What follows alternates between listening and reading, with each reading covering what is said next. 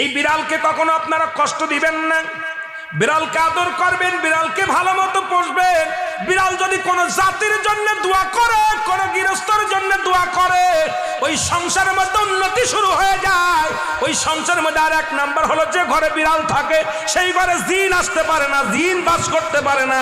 আর একটা ঘোষণা শুনেন, নবীজি বলে গেছেন, যে ঘরের মধ্যে বিড়াল ছানা বাস করে ওই ঘরের মধ্যে জিন জাতি প্রবেশ করতে পারে না। তাহলে ছোট ছোট মাসুম বাচ্চাগুলো যে ঘরের মধ্যে থাকে, মুসলমান অনেক সময় জিনের আশ্রয় পড়ে যায়, অনেক সময় জিনে আসর করে, ওই ঘরের মধ্যে জিনে আসর করে।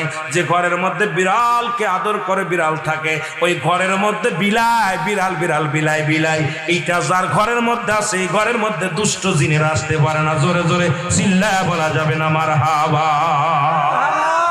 একবার নবী সুলাইমান আলাইহিস সালাম শুনতে পাইলেন পাশের বাড়িতে একটা কুকুরকে কষ্ট দিয়ে